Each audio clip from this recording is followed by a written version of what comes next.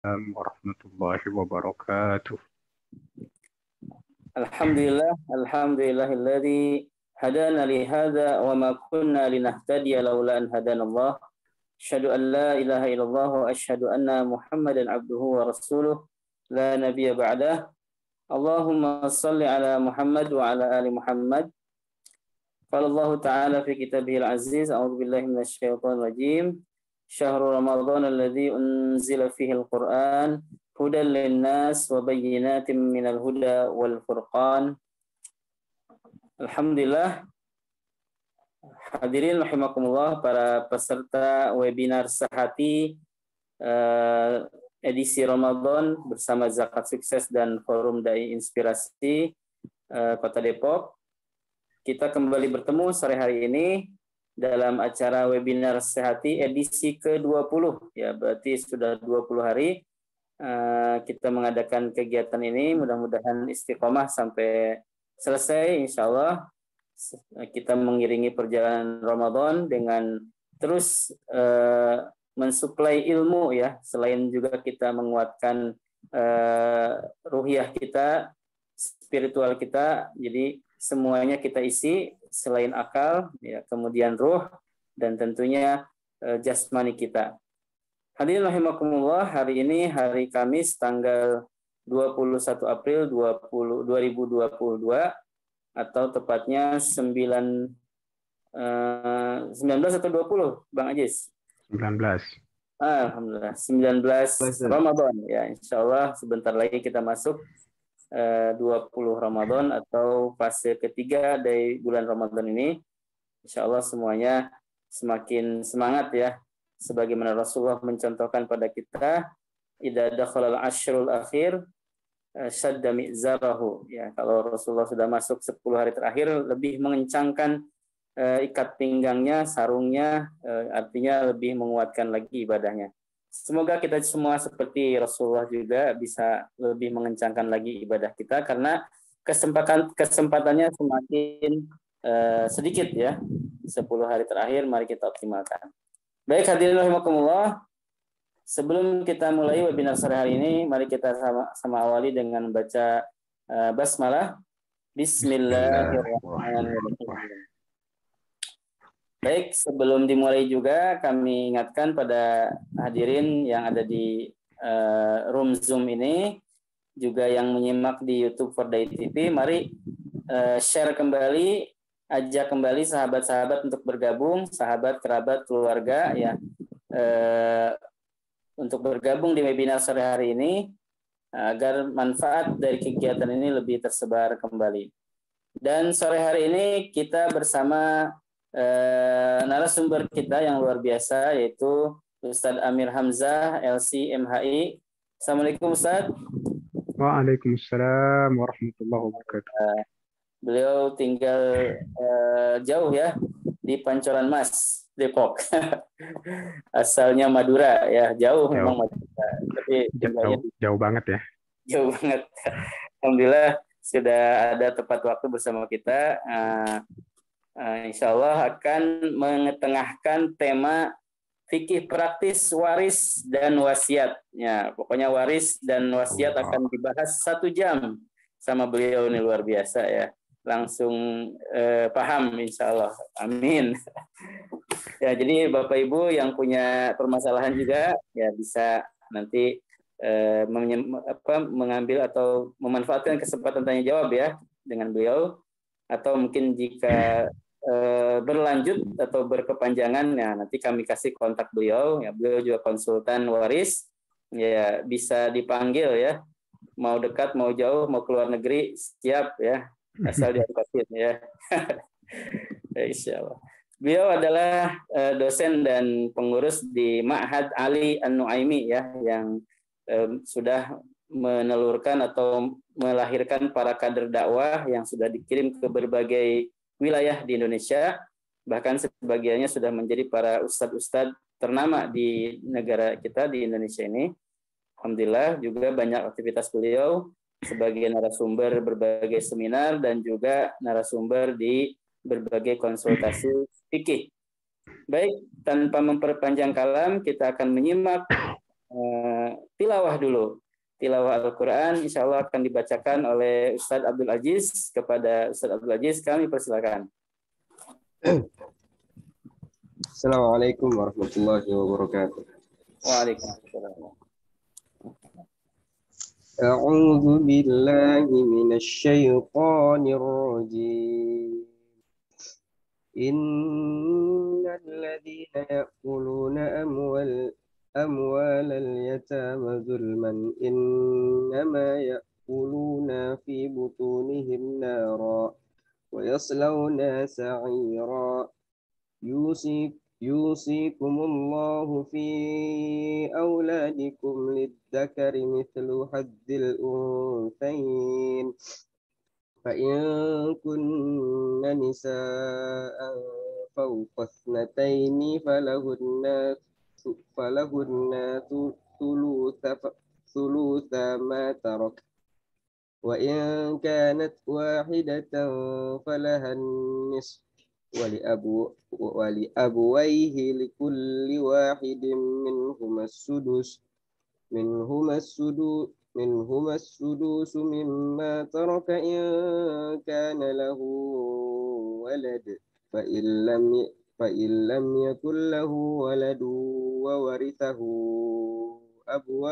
أبواه فلأمه الثلث فإن كان له إخوة فلأمه سدس من بعد وصية يوصي بها أو دين آباؤكم وأبناؤكم لا تدرون أيهم أقرب لكم نفعا فريضة من الله إن الله كان عليما حكيما.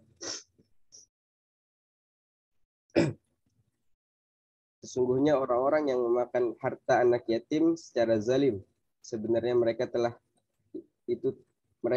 itu menelan api dalam perutnya dan mereka akan masuk ke dalam api yang menyala-nyala. Allah mensyariatkan kewajiban kepadamu tentang pembagian warisan untuk anak-anakmu, yaitu bagian orang anak laki-laki sama dengan bagian dua orang anak perempuan. Dan jika anak itu semuanya perempuan yang jumlahnya lebih dari 2, maka bagian mereka 2/3 dari harta yang ditinggalkan. Jika dia anak perempuan itu seorang saja, maka dia memperoleh setengah harta yang ditinggalkan. Dan untuk kedua ibu bapak, bagian masing-masing 1/6 dari harta yang ditinggalkan. Jika dia yang meninggal mempunyai anak, jika dia yang meninggal tidak mempunyai anak dan dia diwarisi oleh kedua ibu bapaknya saja, maka ibunya mendapat 1/3. Jika dia yang meninggal mempunyai beberapa saudara, maka ibunya mendapat 1/6. Pembagian-pembagian tersebut di atas telah dipenuhi wasiat yang dibuatnya dan setelah dibayar utangnya. Tentang orang tuamu dan anak-anakmu, kamu tidak mengetahui siapa di antara mereka yang lebih banyak manfaatnya bagimu.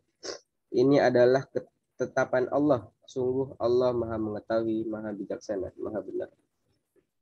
Allah dengan segala firman-Nya. Assalamualaikum warahmatullahi wabarakatuh. Waalaikumsalam warahmatullahi wabarakatuh. Alhamdulillah. Terima kasih Ustadz Abdul Aziz yang sudah membacakan ayat tentang waris juga ya tadi, ayat-ayat yang dia bacakan. Mudah-mudahan menjadi keberkahan buat kita semua di sore hari ini. Baik, hadirin rahimakumullah. Sebelum ke narasumber kita, saya melengkapi informasi profil dari pembicara kita sore hari ini, yaitu Ustadz Amir Hamzah LC MHI. Beliau lahir di Pamekasan, Madura, 29 Juni 1978. S1 Lipia Jakarta, jurusan Syariah. S2 Magister Hukum Islam, Universitas Muhammadiyah Surakarta. Dan beliau aktivitasnya saat ini sebagai dosen di STAI Al-Qudwah dan Ma'had Ali An-Nu'aim Jakarta. Ya. Baik, yang akan kita bahas sore hari ini adalah tentang waris dan wasiat, di mana memang permasalahan waris ini secara syariat ya memang ilmu yang dikatakan akan paling dulu diangkat ya, dan juga pemahaman umat di saat ini tentang waris sangat minim sekali ya. sangat minim sekali. Di sisi lain memang permasalahan waris ini sangat berat ya, artinya tidak sedikit orang yang karena warisan bisa bertikai, bisa menjadi bermusuhan yang tadinya saudara ya. Bahkan tidak sedikit juga yang berujung pada saling bunuh dan sebagainya. Nauzubillah. Maka sore hari ini walaupun singkat, kita akan menyimak tentang fikih praktis waris dan wasiat. Ya, nanti mungkin Ustaz akan memilah-milah materi yang ringan yang bisa kita pahami. Mudah-mudahan karena waris ini perlu dipahami lebih lanjut. Nanti ada sesi-sesi berikutnya bersama Ustaz Amir Hamzah. Baik Ustaz, kami persilahkan waktu dan tempatnya. Baik, terima kasih. Tes rasa jelas ya? Jelas, Ustaz. Alhamdulillah. Baik. Jelas. Bismillahirrahmanirrahim. Innal hamdalillah wassalatu wassalamu ala Rasulillah wa ala alihi wa sahbihi wa man tabi'ahu wa wala. Amma ba'd. Hadirin wal hadirat yang Allah muliakan, nuhayyikum bi tahiyatul Islam. Assalamualaikum warahmatullahi wabarakatuh. Waalaikumsalam warahmatullahi wabarakatuh.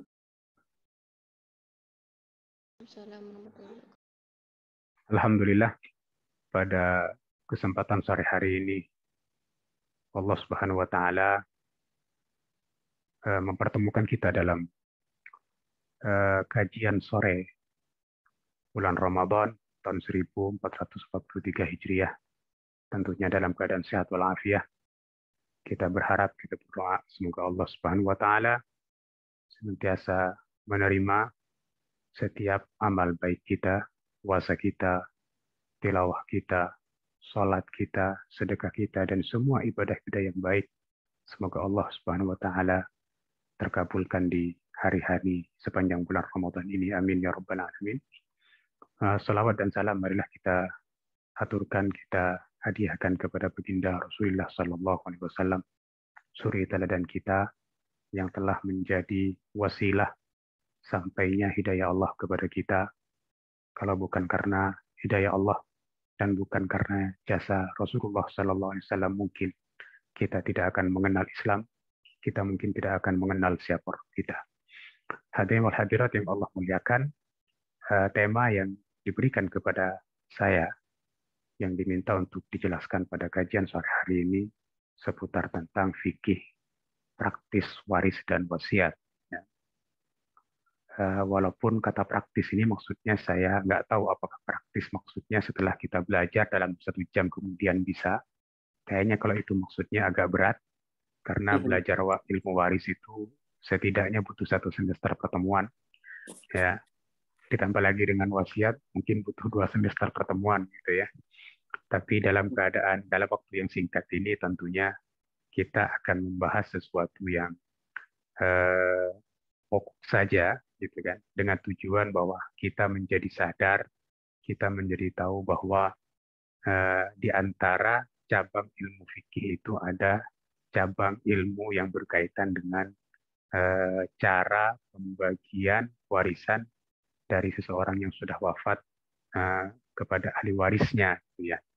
Itu saja mungkin yang menjadi tujuan pokok dari kajian kita ya pada sore hari yang singkat ini. Kita paham tentang apa itu waris, kita paham hukumnya, kita paham sebab-sebabnya, kita paham syarat-syaratnya. Kemudian kita sedikit memahami tentang siapa sebenarnya ahli waris yang kemudian akan menjadi pihak yang berhak untuk menerima harta dari seseorang yang sudah wafat. Hadirin wal hadirat yang Allah muliakan, pertama kita akan bahas apa itu dimaksud dengan fikih waris ya. Karena kan tadi kan fikih waris praktis gitu ya. Fikih itu secara bahasa adalah pemahaman atau pengetahuan terhadap sesuatu. Pemahaman atau pengetahuan kita terhadap sesuatu itu namanya fikih. Adapun dalam terminologi ilmu syariat atau fikih Islam atau ilmu syariat, maka fikih itu dimaknai oleh ulama sebagai pemahaman kita terhadap hukum atau ketentuan Allah Subhanahu wa taala yang berkaitan dengan perbuatan mukallaf. berkaitan dengan tindakan mukallaf, di mana hukum itu diketahui dari dalil-dalilnya. Seperti hukum fikih sholat berarti hukum tentang ketentuan sholat. Fikih zakat berarti pemahaman terhadap hukum atau ketentuan zakat. Fikih waris berarti pemahaman terhadap hukum atau ketentuan Allah yang berkaitan dengan proses pembagian warisan. Maka kalau kita gabungkan fikih waris itu adalah pemahaman kita terhadap hukum dan ketentuan Allah yang berkaitan dengan tadi, dengan tata, dengan cara pembagian warisan, besaran warisan, dan siapa saja yang kemudian berhak untuk mendapatkan warisan. Nah, adapun waris itu secara bahasa artinya berpindahnya sesuatu dari satu pihak ke pihak lain. Ini secara bahasa ya. Dikatakan dengan seorang anak mewarisi bapaknya karena ada sesuatu yang pindah dari bapaknya ke anaknya. Bisa pindah itu perilakunya, bisa sikapnya, bisa keahliannya, gitu kan? Karena secara bahasa waris itu artinya berpindahnya sesuatu dari satu pihak ke pihak yang lain. Makanya Nabi Sulaiman dalam Al-Quran disebutkan mewarisi bapaknya Daud. Wawarisa Sulaiman Daud, gitu ya. Jadi Sulaiman itu mewarisi apa? Mewarisi tahta kerajaan. Berpindahnya kerajaan, kekuasaan dari Daud kepada putranya Sulaiman. Adapun secara terminologi ilmu syariah atau ilmu fikih, maka waris itu didefinisikan oleh ulama sebagai proses perpindahan hak kepemilikan harta secara otomatis, maksudnya dipaksakan oleh syariat. Ya. Dari siapa? Dari seseorang yang sudah wafat kepada ahli warisnya yang masih hidup, sesuai dengan kadar yang telah ditetapkan oleh syariat. Itu namanya warisan secara ilmu fikih ya. Jadi berpindahnya hak kepemilikan harta, berarti objek waris itu adalah harta. Adapun ilmu tidak masuk dalam objek hukum waris dalam ilmu fikih. Kenapa? Karena waris itu objeknya adalah perpindahan hak milik harta. Nah, secara otomatis karena warisan itu terjadi sesaat seseorang sudah wafat, maka secara otomatis hartanya itu akan berpindah haknya kepada ahli warisnya. Itu namanya otomatis. Jadi tidak perlu persetujuan dari yang pemilik harta karena dia sudah mati, gitu ya. Dan karena harta itu titipan, maka begitu yang dititipkan sudah wafat, maka secara otomatis harta itu akan pindah. Haknya pindahnya kepada siapa?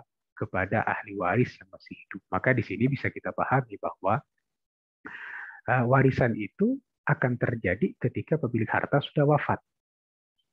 Nah, artinya ketika pemilik harta itu belum wafat, maka harta yang berpindah dari dirinya kepada orang lain namanya bukan warisan.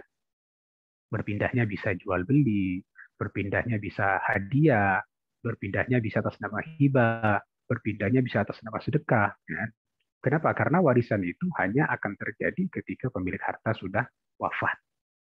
Kemudian berpindahnya kepada siapa? Berpindahnya kepada ahli warisnya yang masih hidup. Yang masih hidup.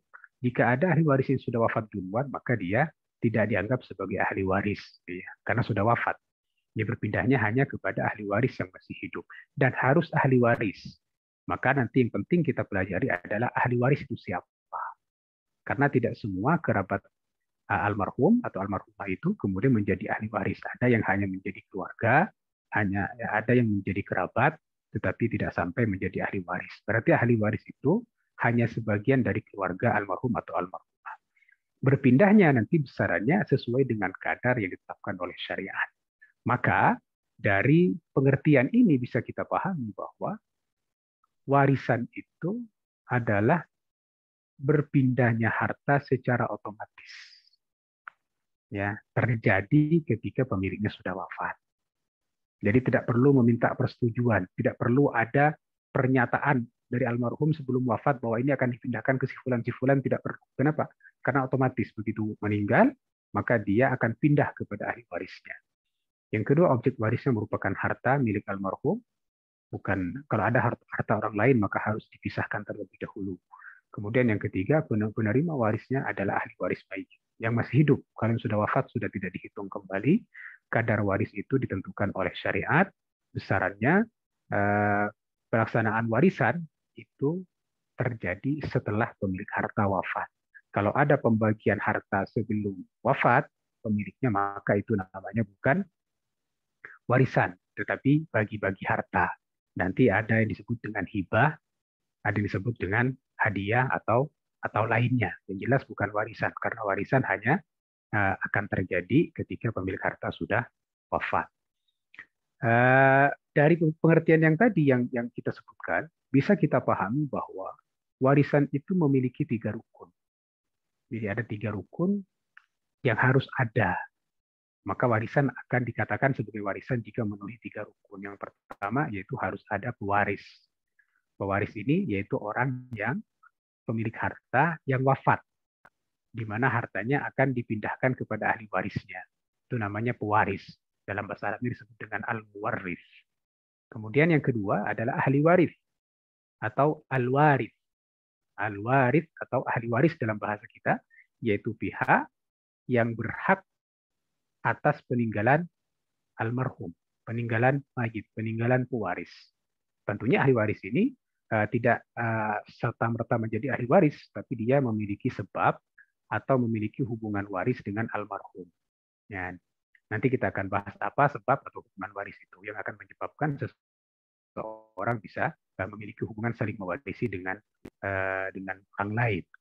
Dan rukun yang ketiga tentunya adanya harta warisan. Kalau ada pewarisnya, ada yang wafat, ahli warisnya ada, tapi nggak ada harta, maka tidak akan terjadi warisan.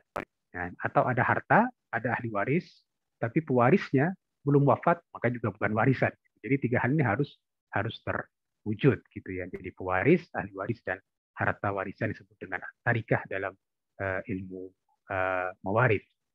Kemudian selain rukun, kita juga bisa memahami dari pengertian di atas ada 3 syarat. Ada 3 syarat untuk pembagian warisan.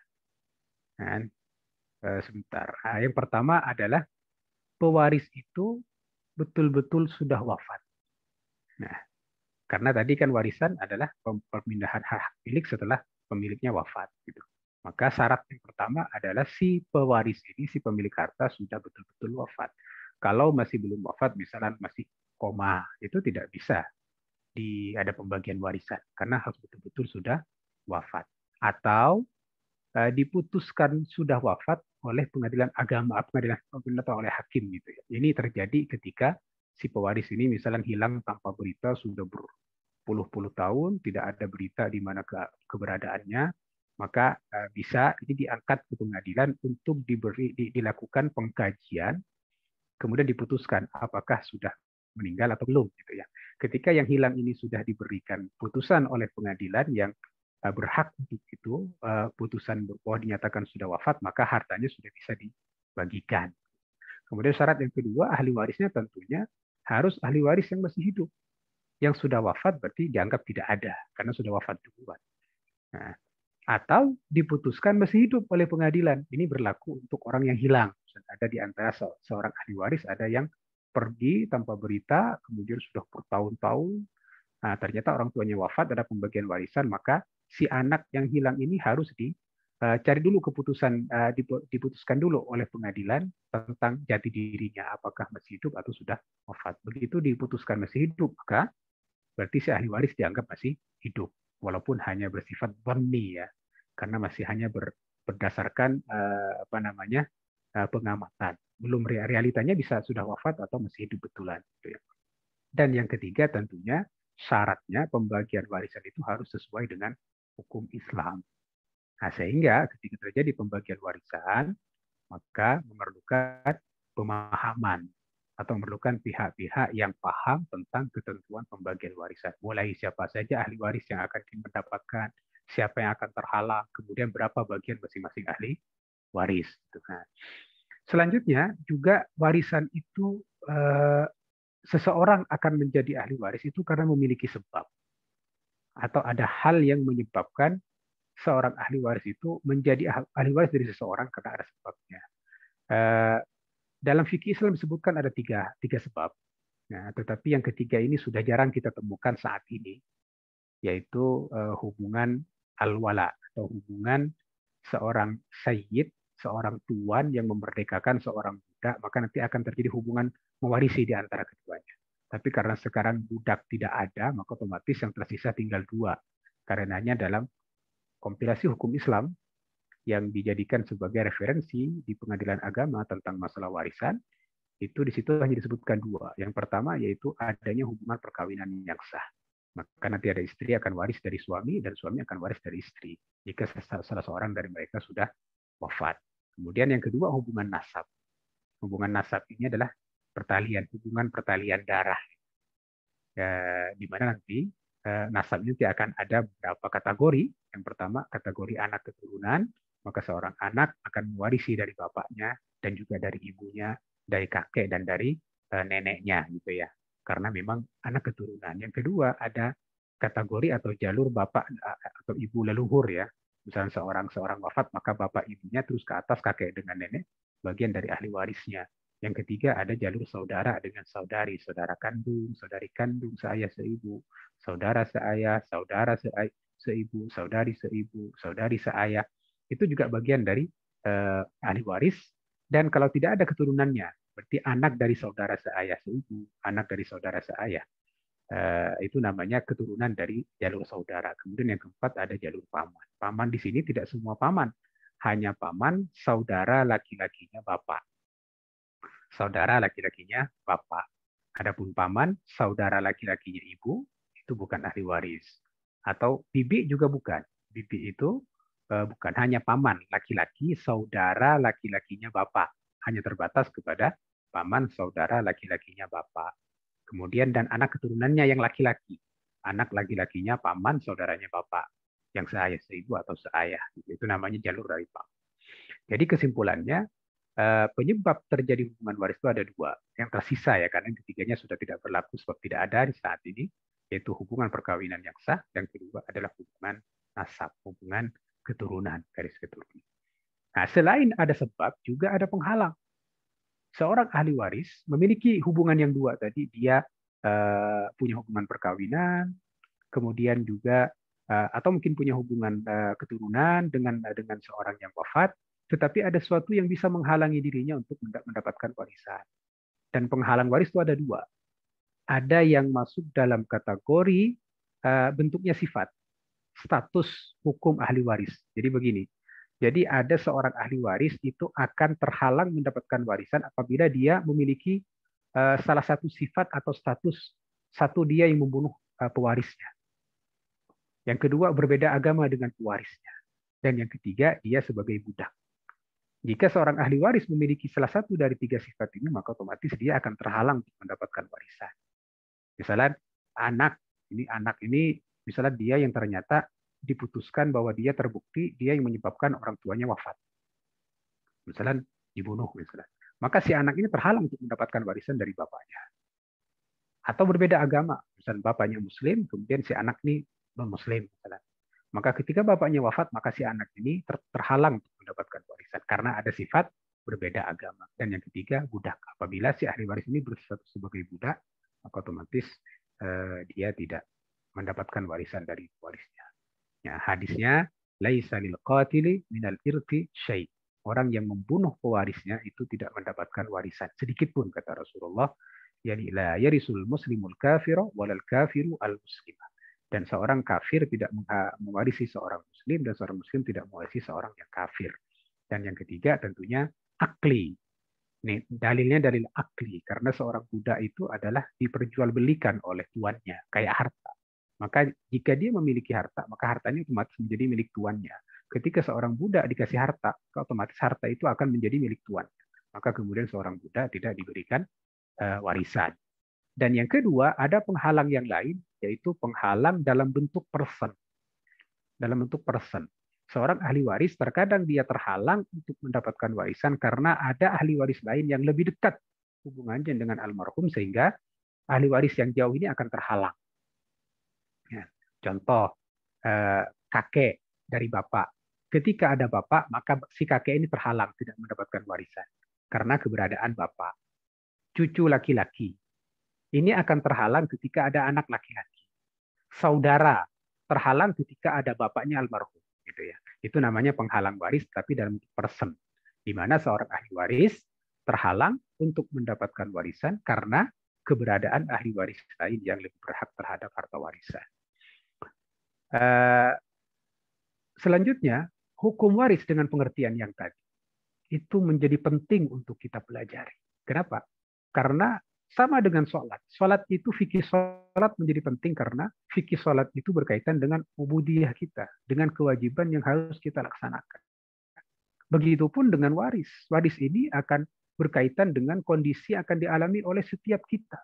Setiap kita imma akan menjadi ahli waris ketika orang tua atau keluarga kita wafat, waris kita wafat, maka kita akan menjadi ahli waris. Atau mungkin ketika kita wafat, harta kita pun akan diberikan kepada ahli waris kita. Maka mutlak kita sangat memerlukan ilmu tentang waris ini, fikih waris ini. Karena waris ini atau hukum waris ini merupakan salah satu dari ketetapan Allah yang wajib untuk kita ketahui dan wajib untuk kita pelajari karena berkaitan langsung dengan perilaku, tindakan, dan perbuatan kita, yaitu perpindahan hak kepemilikan itu. Gitu ya. Karenanya kita temukan dalam Al-Quran Allah berfirman ketika Allah menjelaskan tentang tentang hukum waris, An-Nisa ayat 11 dan ayat 12, itu Allah kemudian sebutkan di ayat 13 dan 14 yaitu tentang ketetapan yang luar biasa, yaitu di mana Allah berfirman tilka hududullah, semua tentang warisan itu yang setengah, yang seperempat, seperdelapan, seperenam, 2/3 dan seperempat, itu semuanya merupakan ketetapan Allah. Hukum-hukum itu merupakan ketentuan dari Allah. Maka barang siapa yang taat kepada Allah dan Rasul-Nya, yaitu menerapkan ketetapan ini, termasuk diantaranya ketetapan tentang pembagian warisan, maka Allah akan memasukkannya ke dalam surga dan dia akan kekal di dalamnya. Dan sebaliknya, barang siapa yang durhaka kepada Allah dan Rasul-Nya, sehingga dia melanggar ketetapan-ketetapan Allah, termasuk di antara ketetapan tentang waris, maka Allah akan memasukkannya ke dalam api neraka dan dia akan kekal di dalam. Alhamdulillah, maka penting untuk kita pelajari agar kita bisa menerapkan hukum ini dalam kehidupan kita ketika kita sedang mengalami kasus pembagian warisan. Yang kedua, ilmu ini juga penting untuk kita pelajari karena memang Rasulullah memerintahkan untuk dipelajari. Dalam hadis Rasulullah bersabda, ta'allamul fara'id, pelajarilah tentang al-fara'id. Fara'id itu adalah tentang bagian-bagian warisan yang sudah Allah tetapkan besarannya. Ya, ada setengah, ada seperempat, ada seperdelapan, ada 2/3, ada sepertiga, ada seperenam, gitu. Ada 6 jenis al-faraid. Kata Rasulullah, pelajarilah faraid itu dan ajarkan kepada manusia, ajarkan kepada orang lain. Kenapa? Karena faraid itu adalah separuh dari ilmu. Ilmu itu kan berkaitan dunia dan akhirat kan. Dan waris itu salah satu tentang ilmu dunia, itu tentang pembagian harta. Dan ilmu itu adalah wahuwa yunsa, kata Rasulullah, ilmu yang terlupakan. Dan ilmu yang pertama kali akan banyak dilupakan oleh manusia. Kenapa? Karena banyak orang yang bagi waris tidak melalui faraid. Banyak yang bagi waris dengan cara-cara yang lain. Otomatis maka ilmu faraid ini tidak banyak diketahui orang. Gitu. Padahal itu hukum Allah Subhanahu wa taala yang wajib kita tegakkan karena berkaitan dengan hak. Kalau ada pembagian warisan tidak sesuai dengan haknya, sampai ada orang mengambil haknya lebih dari yang lebih haknya, maka itu berarti memakan harta orang lain dan itu kezaliman. Atau kita memberikan orang lain kurang dari haknya juga kezaliman. Maka kemudian mempelajari ilmu waris menjadi sesuatu yang penting dan perlu kita pelajari. Bahkan dalam hadis lain itu Rasulullah bersabda, al-hikul fara'idha bi ahliha, berikanlah al-faraid itu kepada atau kadar hak waris yang sudah ditetapkan kepada yang berhak.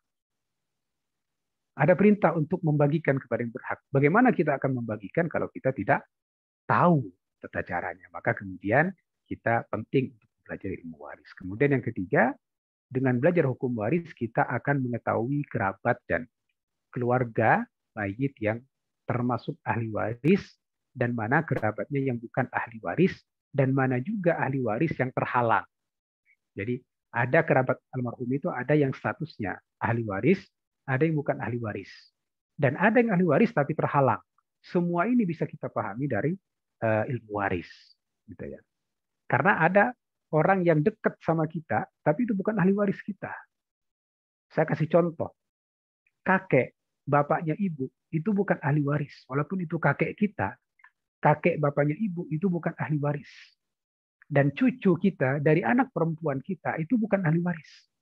Jadi kalau kita punya cucu dari anak perempuan, maka cucu dari anak perempuan itu bukan ahli waris. Sangat dekat dengan kita, tapi bukan ahli waris. Nah, kita akan tahu itu dari ilmu waris. Artinya, ketika kita tahu bahwa ada keturunan kita yang dekat sama kita, dan dia bukan ahli waris, dan kita menilai bahwa si anak itu, si cucu ini perlu mendapatkan harta dari kita, dengan waris tidak akan dapat. Maka kita bisa menentukan sikap untuk memberikan cucu kita yang bukan ahli waris ini melalui cara yang lain. Mungkin cara wasiat atau cara hibah. Nah, itulah pentingnya kita belajar ilmu waris. Kemudian yang keempat, di antara hikmah atau hal yang menunjukkan bahwa ahli waris itu warisan itu penting karena ilmu waris ini dengan ilmu waris kita akan bisa mengetahui hak-hak waris yang kadarnya sudah ditetapkan oleh Allah.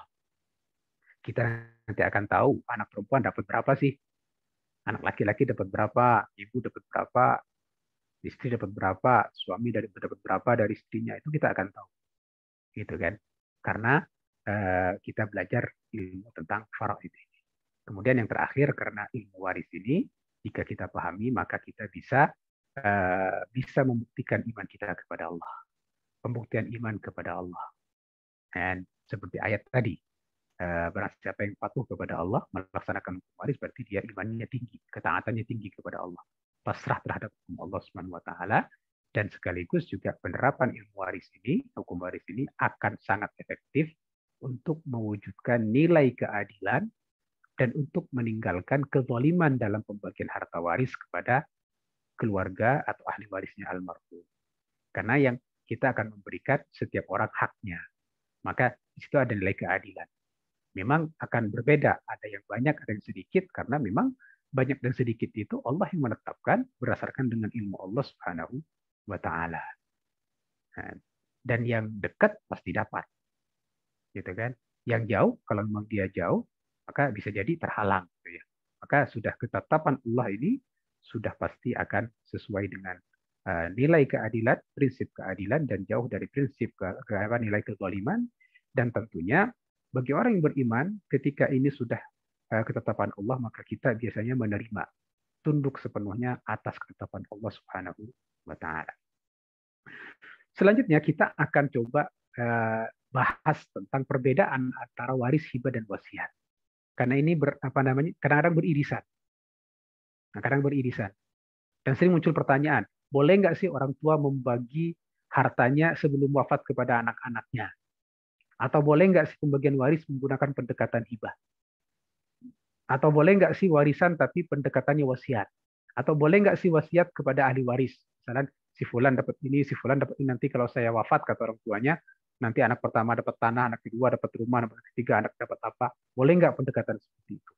Jadi kita perlu membahas tentang perbedaan antara waris, hibah, dan wasiat. Dan waris tadi sudah kita bahas, yaitu perpindahnya harta dari almarhum kepada ahli warisnya setelah dia wafat, dengan kadar dan ketentuan yang sudah Allah tetapkan. Nah, apa itu hibah? Nah, adapun hibah itu lebih simpel dibandingkan waris. Karena hibah itu adalah tindakan seorang mukallaf untuk memindahkan hak miliknya terhadap harta, dipindahkan kepada siapa? Kepada orang lain yang ia kehendaki, tapi tanpa pengganti, tanpa bayaran. Kalau kita memindahkan harta kepada orang lain, tapi ada penggantinya, itu namanya transaksi jual beli. Kalau kita memindahkan jasa, kemudian kita dapat fee-nya, itu namanya sewa atau jasa, jual jasa. Tapi hibah itu adalah seseorang memindahkan harta yang ia miliki kepada orang lain, pemindahannya yang ia kehendaki. Jadi tidak harus ahli waris, pokoknya siapapun yang dia kehendaki dan tanpa pengganti. Itu namanya hibah. Ini terkadang disebut juga sebagai hadiah. Kita menghadiahkan sesuatu kepada orang, ya kasihkan, kemudian tanpa balasan apapun, dan besarannya itu tergantung kita. Maka kemudian beda dengan warisan, hibah itu perpindahnya harta itu bersifat ikhtiari. Apa itu ikhtiari? Yaitu dikaitkan dengan kehendak dari al-wahib, si pemberi hibah. Kalau si pemilik harta ingin punya kehendak untuk memindahkan hartanya, itu hak dia, hibah namanya. Tapi kalau warisan otomatis, mau tidak mau begitu dia wafat, maka otomatis pindah hartanya kepada ahli waris. Tapi kalau yang hibah sifatnya ikhtiari, yaitu diserahkan kepada niat dan kehendak dari si pemilik harta untuk dihibahkan kepada orang lain. Dan pelaksanaannya ketika si pemilik harta masih hidup. Dia masih hidup, dia punya harta, dia memindahkannya kepada orang itu namanya hibah. Objeknya sama, itu harta yang dimiliki oleh al-wahib, dan penerimanya ini lebih umum. Kalau warisan tadi hanya penerimanya hanya ahli waris, sementara hibah itu bisa ahli waris, bisa selain ahli waris. Nah, dan kadarnya itu tidak ditetapkan. Kalau tadi, kalau warisan itu kan sudah ditetapkan. Ada yang dapat setengah, dapat 1/8, dapat 1/4, 1/6, 1/3, 2/3, dan selanjutnya. Tapi kalau hibah itu tergantung diserahkan kepada mau berapa. Mau 1/3-nya, mau 1/4-nya. Selama itu hibah, dan dia lakukan ketika dia masih sepenuhnya memiliki harta itu, maka itu sepenuhnya merupakan hak dari pemilik harta. Tetapi hibah kalau diberikan kepada anak atau ahli waris, maka disyaratkan untuk adil. Kenapa? Karena kalau tidak adil bisa memicu perselisihan di antara mereka, akan memicu kesenjangan di antara mereka. Jadi kalau satu ahli waris dikasih, maka sebaiknya yang lain juga dikasih. Seperti yang Rasulullah pernah arahkan kepada salah seorang sahabat ketika dia mau menghibahkan sebagian dari kebun kurmanya kepada salah satu anaknya. Kata Rasulullah, apakah kamu lakukan itu kepada semua anak-anakmu? Kata sahabat, tidak ya Rasulullah. Kalau itu jangan lakukan. Artinya apa? Jangan berikan hibah kepada salah satu orang anak, sementara yang lain tidak diberikan.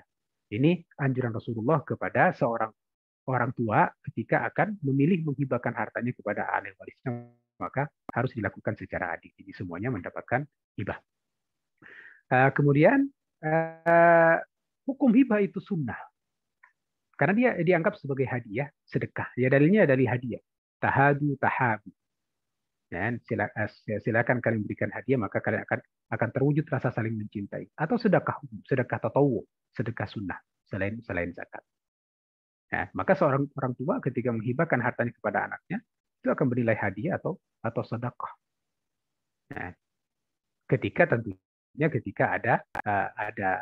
ada sebab yang menuntut untuk hibah. Nah, maka orang tua boleh untuk menghibahkan hartanya kepada anak-anaknya jika memang ada alasan syar'i. Misalnya perhatikan anaknya ini termasuk orang yang perlu disupport pendanaannya. Karena kalau yang lain mapan, ini satu dikurang. Maka orang tua bisa menghibahkan hartanya karena memang ada alasan syar'i untuk itu. Nah, cuma tadi disarankan kalau bisa, kalau tidak dikasih semua, maka harus ada izin dari ahli waris yang lain. Bahwa ini akan menghibahkan sebagian anaknya. Nah, agar tidak muncul kecemburuan dan perselisihan. Nah, atau dikasih semua. Dan diupayakan adil. Adil di sini tidak harus sama ya. Tapi adil disesuaikan dengan kondisinya. Kalau memang salah satu anak ini kondisinya sangat perlu dibantu, maka bisa jadi ini dikasih lebih banyak dibandingkan yang lain. Karena adil tidak harus sama, tapi adil itu adalah sesuai dengan realita, sesuai dengan kebutuhan dan maslahatnya. Kemudian kita akan bahas tentang wasiat. Singkat saja wasiat dengan hibah ini, agar kita bisa menemukan titik persinggungan antara hibah, wasiat, dan warisan.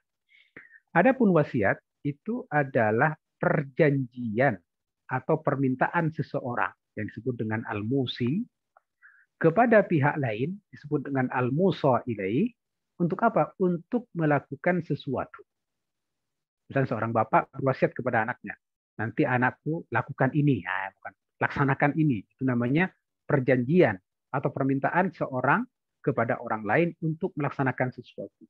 Baik sesuatu dilaksanakan semasa pemberi wasiat ini masih hidup atau setelah wafat. Itu secara bahasa ya. Ini secara bahasa.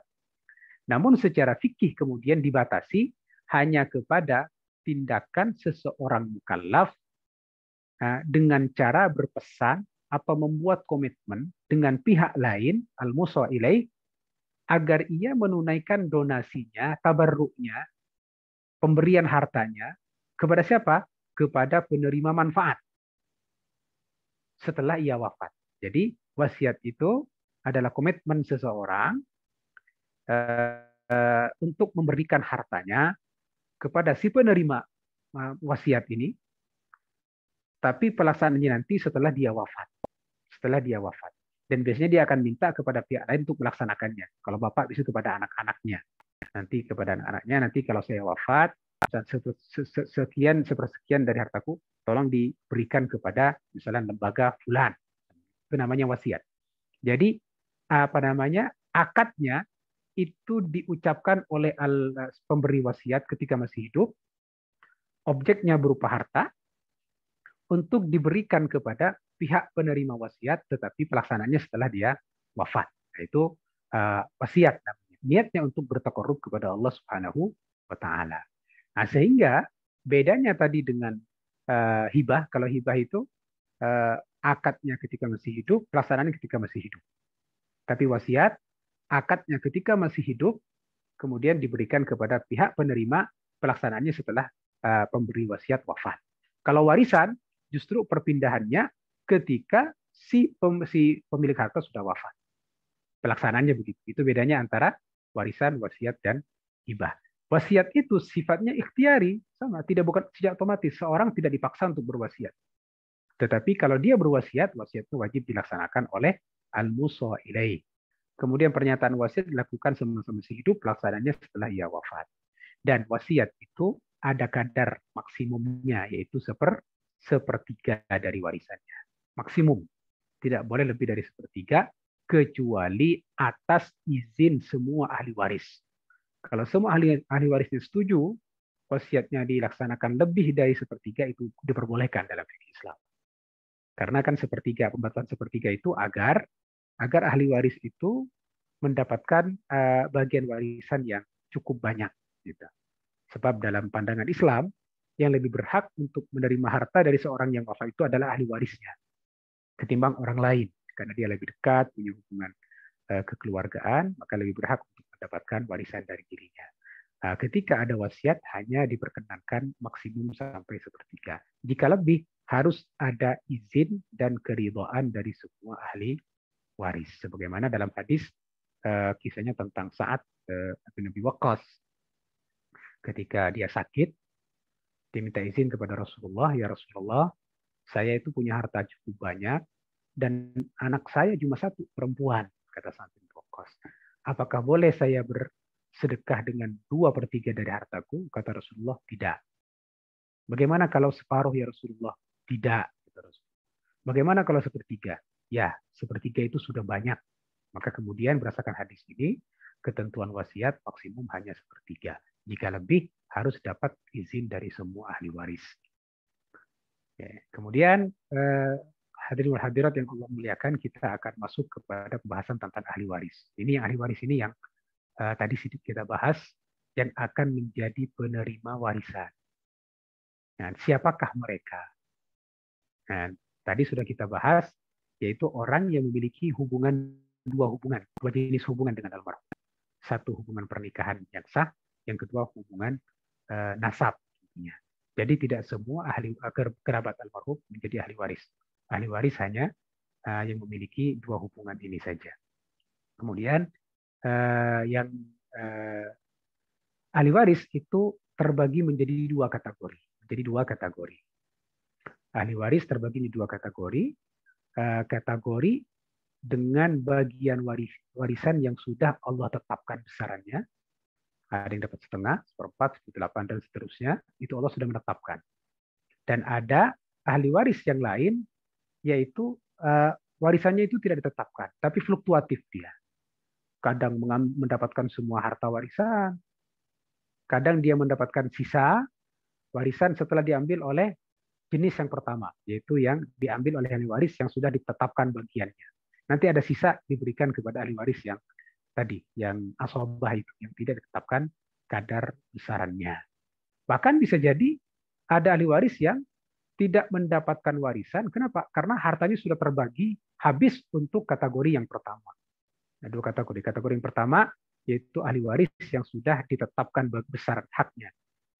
Ini harus kita dahulukan dalam membagi warisan. Kenapa? Karena sudah Allah tetapkan, tidak boleh kurang. Harus diberikan. Al-hikul fara'idu bi ahliha, kata Rasulullah. Berikan ketetapan waris itu kepada yang berhak. Setengah berikan kepada yang berhak, seperenam berikan kepada yang berhak.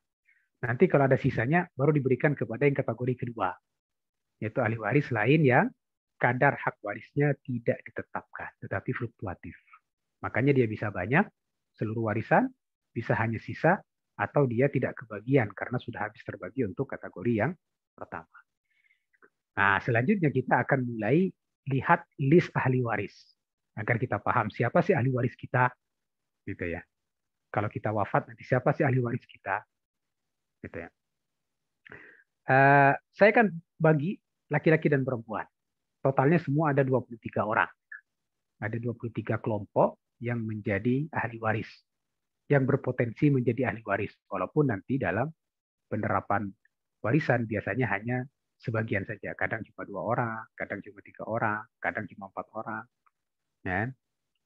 Maksimum 5 orang, maksimum 5 orang, nah, atau 5 kelompok maksudnya yang akan mendapatkan warisan.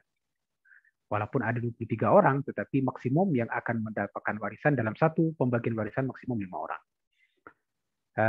Kita akan mulai dari list ahli waris laki-laki. Ya. Yang pertama adalah anak laki-lakinya almarhum. Hasil dari perkawinan yang sah. Hasil dari perkawinan yang sah. Ya. Makanya kalau ada anak yang lahir bukan dari perkawinan, itu bukan ahli waris dari bapaknya atau dari orang yang kemudian menjadi sebab dia lahir ke dunia. Gitu ya. Tapi dia hanya menjadi ahli waris dari ibunya. Kalau dari ibunya ya, tapi dari bapak tidak. Kalau bukan dari perkawinan yang sah. Maka kemudian yang pertama adalah anak laki-laki dari perkawinan yang sah. Ini sifatnya asobah. Anak laki-laki itu asobah alias ketetapan warisnya tidak ditentukan. Kemudian kedua, cucu laki-laki dari anak laki-laki. Kebayang ya, cucu laki-laki, anaknya anak laki-lakinya almarhum. Jadi kalau ada orang wafat, punya anak laki-laki, si anak ini punya anak laki-laki. Itu namanya cucu laki-laki dari anak laki-laki. Dan itu juga bagian dari ahli waris. Tentunya nanti ada syaratnya, kalau anak laki-laki tidak ada, baru cucu yang akan menjadi penggantinya. Yang ketiga ada ayah kandung.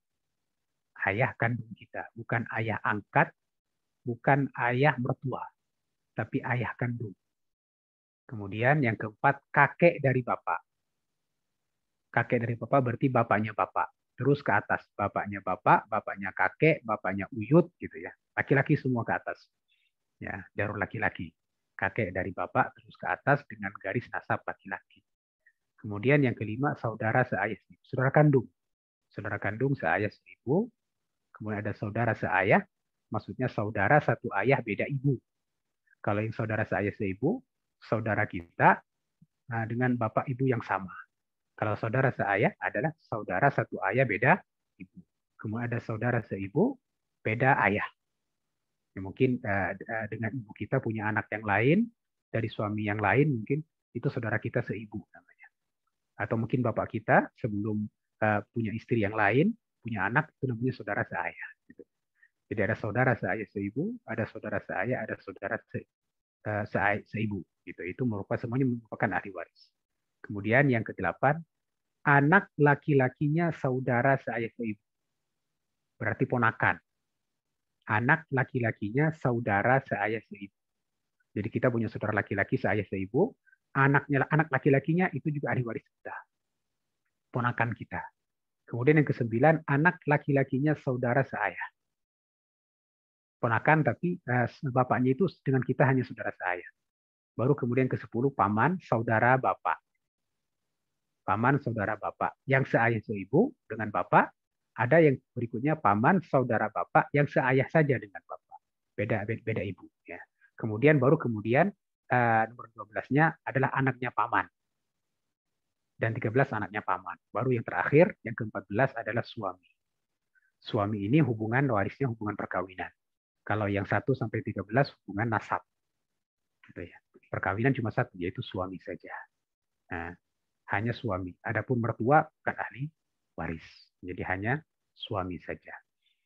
Nah, adapun yang perempuan itu anak perempuan, anak kandung langsung, anak perempuannya almarhum, hasil perkawinan yang sah, atau kalau perempuan almarhumnya, maka otomatis anaknya juga dianggap sebagai ahli waris. Kemudian 16, cucu perempuan dari anak laki-laki. Nah, ini cucu perempuan dari anak laki-laki. Di sini tidak ada cucu dari anak perempuan, karena cucu dari anak perempuan bukan ahli waris. Sama cucu laki-laki dari anak perempuan bukan ahli waris, cucu perempuan dari anak perempuan juga bukan ahli waris. Padahal dia cucunya. Makanya bagi kita nih yang punya cucu perempuan dari anak perempuan, dicatat itu. Itu bukan ahli waris. Sehingga nanti kita bisa memberinya menggunakan pendekatan hibah atau pendekatan wasiat. Karena pendekatan hukum waris, si cucu ini tidak bakalan dapat warisan. Nah, sebab cucu dari anak perempuan bukan ahli waris. Nah, kemudian yang berikutnya ibu kandung. Ibu kandung yang melahirkan kita.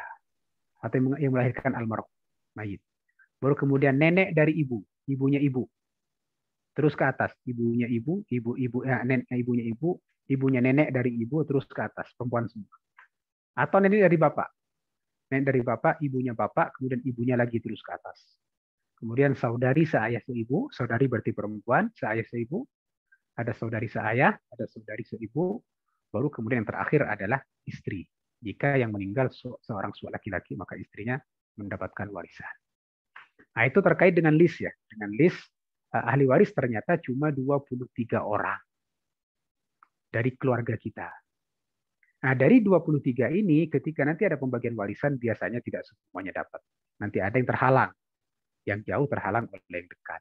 Terutama anak laki-laki, itu akan menghalangi banyak orang. Begitupun dengan bapaknya almarhum, itu akan menghalangi banyak orang. Sehingga ketika ada orang wafat, dia ada bapak, ada ibu, ada anak laki-laki, ada anak perempuan, ada istri, sudah. Kelimanya ini saja yang akan mendapatkan warisan. Selebihnya sudah otomatis terhalang. Gitu.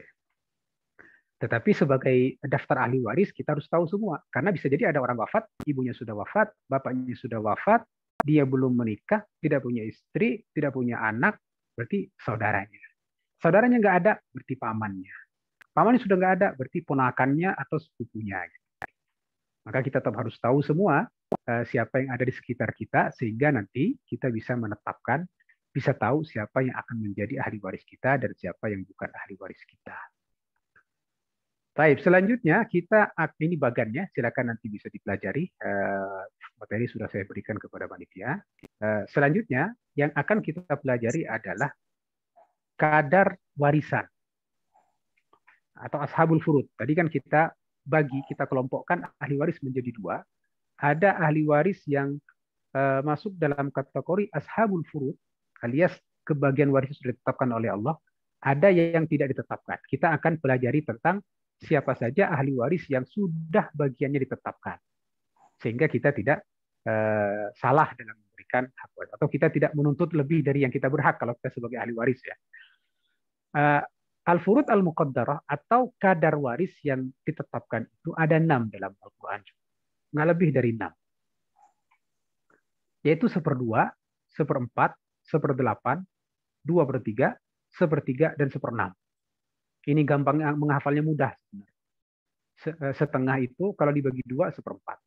1/4 dibagi 2, 1/8. Nah, kemudian 2/3 kalau dibagi 2, 1/3. 1/3 dibagi 2, 1/6. Jadi begitu kelipatan, ya kelipatan matematikanya betul kelipatan. Setengah, 1/4, 1/8, 2/3, 1/3, 1/6. Dan ini bisa kita temukan dalam surat An-Nisa ayat 11, ayat 12 dan 176. Hanya disebutkan dalam 3 ayat Allah Subhanahu wa taala dalam Al-Qur'an. Surat An-Nisa ayat 11, ayat 12 dan ayat 176. Silakan nanti bisa dipelajari di rumah, dikaji, diteliti. Di situ Allah jelaskan siapa yang berhak mendapatkan setengah, siapa yang berhak mendapatkan 1/4, siapa yang berhak mendapatkan 1/8, 2/3, 1/3, dan 1/6. Lengkap dengan syarat-syaratnya, kondisinya. Misalnya anak perempuan, jika 1 orang dapat setengah. Kalau 2 orang dapat 2/3. Dan tidak ada anak laki-laki. Ada disebutkan. Ibu dapat 1/6, kapan? Dapat 1/3 kapan? Disebutkan di surat An-Nisa ayat 11 secara rinci berikut syarat-syaratnya. Namun teman-teman sekalian yang Allah muliakan, Di sini saya sudah bikin tabel juga. Tabel ini kalau dibahas butuh sejam lagi ke depan, gitu ya. Makanya saya hanya bikin slide-nya, nanti silahkan dipelajari di rumahnya masing-masing. Saya sebutkan di sini kadar warisnya, misalnya setengah. Di sini ada syaratnya. Dan siapa yang mendapatkan? Anak perempuan. Anak perempuan itu warisnya antara setengah dengan 2/3. Setengah jika berjumlah 1 orang dan tidak ada anak laki-lakinya almarhum. Surat An-Nisa ayat 11. Kalau 2 orang atau lebih itu 2/3. Tentunya tidak ada anak laki-lakinya almarhum. Nah, ini syaratnya. Nanti kalau ada anak laki-laki, maka anak perempuan dan laki-laki akan bergabung menjadi satu untuk mendapatkan sisa. Atau untuk mendapatkan seluruh harta warisan. Nanti baru dibagi di antara mereka. 2/1. Itu anak perempuan. Ini contohnya saja. Dalam surat An-Nisa ayat 11 itu, yusikumullahu fi auladikum lidzakari mithlu hadzil unthayain. Allah berwasiat kepada kalian, kaum muslimin, orang yang beriman, terkait warisan anak-anak kalian, itu pembagiannya 2/1. Laki-laki 2 kali lipat bagian 1 anak perempuan. Jadi kalau nanti ada Bapak Ibu punya anak laki-laki 1 dan perempuan 1, maka nanti harta untuk anak itu akan dibagi 3. 2 bagi anak, kemudian 1 untuk anak perempuan. Karena lidzakari mithlu hadzil unthayain. Kemudian fa in kunna nisaan fawqa ithnataini falahunna thulutsa ma tarak. Kalau anak perempuan itu lebih dari 1 orang, 2 atau lebih, dan tidak ada anak laki-laki, maka kata Al-Quran tadi bagiannya 2/3 di surat An-Nisa ayat 11. Kalau cuma ada 1, maka dia mendapatkan separuh. Separuhnya kemana? Separuhnya akan dibagikan kepada ahli waris yang lain. Mungkin dia punya ibu, mungkin seorang almarhum ini punya istri, istrinya dapat lagi. Mungkin ada saudara, mungkin ada bapak, gitu kan. Tapi untuk anak perempuan yaitu 1/2 kalau hanya 1 orang. Ini contoh saja. Kemudian di sini juga ada bagian cucu perempuan. Cucu perempuan dari anak laki-laki. Itu bagiannya antara setengah, 2/3, dan 1/6. Syaratnya banyak sekali itu syaratnya. Silakan nanti bisa diambil materi ini, kemudian bisa dipelajari, disimpan, barangkali nanti diperlukan ketika pembagian warisan bisa dijadikan sebagai referensi. Nah, surat An-Nisa ayat 11. Karena kata-kata aulad dalam An-Nisa itu tidak hanya mencakup anak kandung, tapi juga mencakup anak kandung dan keturunannya. Yusikumullahu fi auladikum lidzakari mithlu hadzil unthayain. Bagi anak cucu itu bisa setengah, 2/3, 1/6, asabah, dan bisa terhalang. Nah, itu tadi terhalang ketika ada ahli waris lain yang lebih berhak. Biasanya anak laki-laki yang akan menghalangi cucu biasanya. Anak laki-laki itu akan bisa menghalangi cucu dari anak itu sendiri atau cucu dari anak yang lain. Makanya keberadaan anak itu menjadi kuat dalam hukum waris. Nah, makanya di sini seorang atau orang tua ya yang sadar misalnya di antara anaknya ada yang wafat duluan, kemudian yang cucu yang sudah wafat ini kan cucunya itu pasti akan terhalang oleh anak laki-laki pasti. Maka seorang yang sadar akan hal ini dia bisa menentukan sikap dengan memberikan hibah atau wasiat untuk si cucu ini. Nah, itulah pentingnya ahli waris tadi yang saya sampaikan di awal. Kita perlu belajar karena terkadang di sekitar kita ada orang yang sangat dekat sama kita, tapi ternyata bukan ahli waris. Kalau kita serahkan kepada hukum waris, maka dia tidak akan dapat. Tetapi kita bisa membaginya semasa kita masih hidup menggunakan pendekatan hibah atau pendekatan wasiat. Misalnya 1/3 dari hartaku berikan ya kepada cucuku yang dari anak yang sudah wafat itu. Bisa jadi begitu. Sehingga nanti mereka dapat harta, kemudian selebihnya nanti akan dibagikan sebagai warisan di antara ahli waris yang ada. Ustaz Hidayat, sampai jam berapa? Setidaknya mungkin Anda gantikan untuk memandu sampai jam berapa ini? Sore hari ini. Karena insya Allah untuk sampai pertanyaan sampai 7.10 sih kalau misalkan untuk sama pertanyaan. Oke. Nah, apakah materi sudah cukup atau masih ada waktu untuk penyampaian materi? Mungkin sekitar 2 menit lagi, Ustaz, nggak apa-apa? Oke, siap. Oke, ini teman Bapak Ibu sekalian, listnya sudah saya bikinin. terkait dengan kadar waris tadi, sehingga kita bisa mengkajinya. Misal anak perempuan berapa, cucu perempuan berapa, ibu berapa. Contohnya ibu di sini, ibu ini dapat di sini dapat 1/3 atau 1/6. Kapan 1/3? Kalau anaknya yang wafat itu tidak punya keturunan. Dalam surat An-Nisa ayat 2 ayat 11. Gitu kan? Kalau anaknya atau almarhum itu punya anak, maka ibunya berkurang dari 1/3 menjadi 1/6. Itu juga disebutkan dalam surat An-Nisa ayat 11. Kemudian nenek juga begitu. Bagiannya 1/6 atau terhalang. Nenek 1/6 atau terhalang. Ini nenek dari ibu ya, atau nenek dari bapak. Kemudian saudara kandung, saudari kandung, seayah seibu. Karena yang ashabul furud atau yang ahli waris yang sudah ditetapkan bagiannya itu mayoritas perempuan. Mayoritas perempuan. Adapun yang laki-laki hanya suami, saudara seibu, ayah dan kakek dalam satu kondisi. Selebihnya anak laki-laki, cucu laki-laki, saudara, paman, anak paman, semuanya itu termasuk aswabah laki-laki yang tidak ditetapkan berapa besarannya. Nah, wallahu alam hikmahnya kenapa kok kebanyakan perempuan yang masuk ashabul furud? Karena perempuan itu dalam banyak kaum itu sangat sering banget menjadi objek kezaliman, terutama dalam pembagian warisan. Bahkan sejarah di Arab dulu ketika Rasulullah sebelum diwafat sebagai Rasul itu kan perempuan tidak mendapatkan warisan. Anak kecil tidak mendapatkan warisan, orang tua tidak mendapatkan warisan, perempuan tidak mendapatkan warisan. Alasannya anak kecil ya tidak punya peran untuk menghasilkan harta. Kemudian istri pun begitu. Istri itu adalah perempuan itu kan di rumah saja. Dia tidak punya peran untuk bisnis, untuk dagang atau untuk berperang mendapatkan ghanimah. Begitu orang sudah tua, yang sudah uzur, sudah nggak punya peran untuk mencari harta, sehingga yang lemah itu tidak dikasih. Nah, itu di tradisi jahiliyah dulu, sampai kemudian turunlah hukum waris, di mana semua yang punya hak Allah berikan, mau yang tua, mau yang kecil, mau yang perempuan, selama itu punya hubungan tadi perkawinan ataupun nasab, itu berhak mendapatkan warisan dari pewarisnya.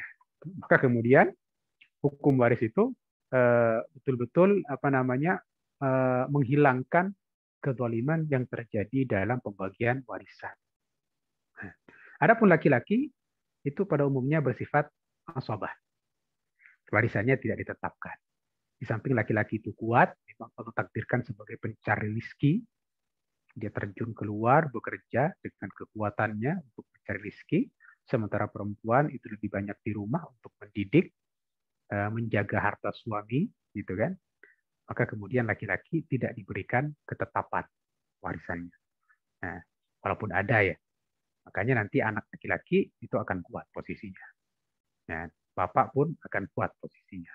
Begitupun dengan kakek. Gitu ya.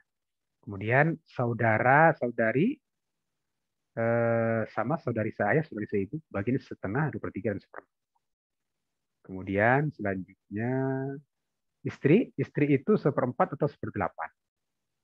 1/4 dari total warisan suaminya.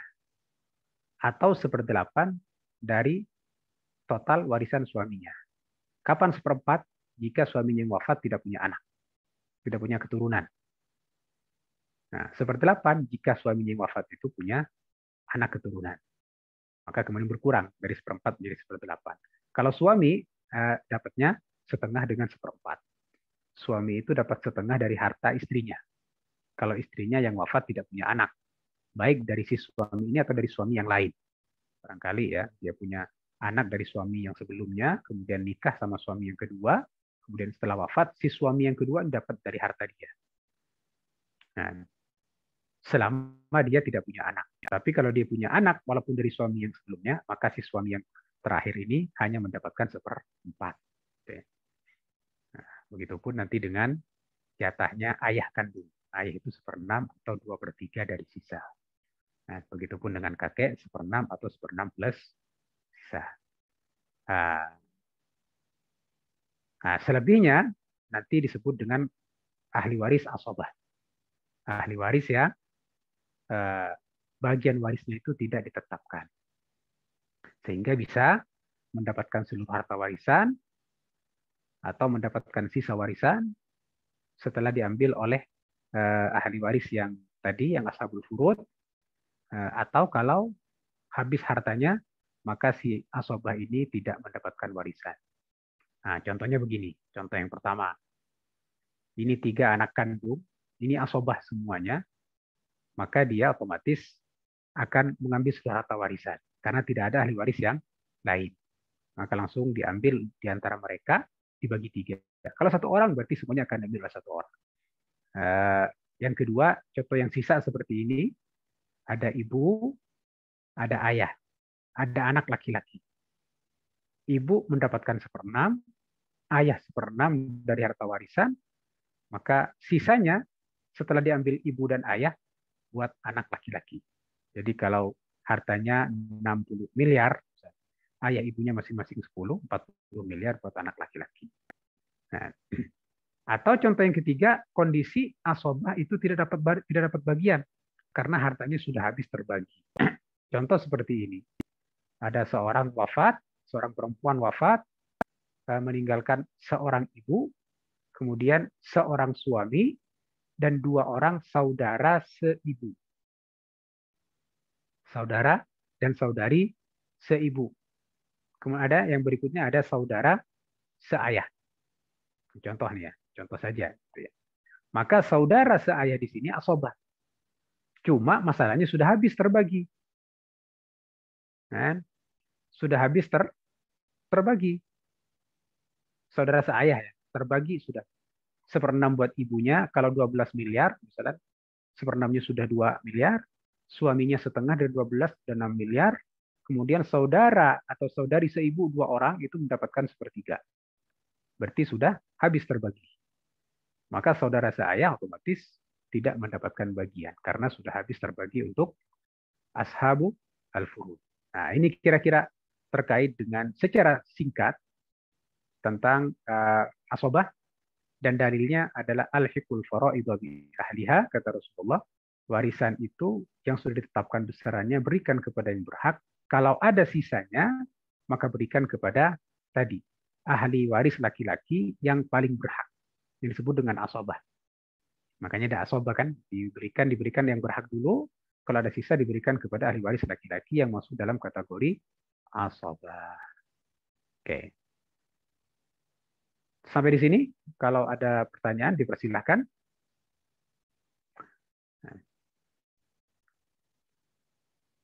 Karena sudah tanya Ustadz. Ya, silakan.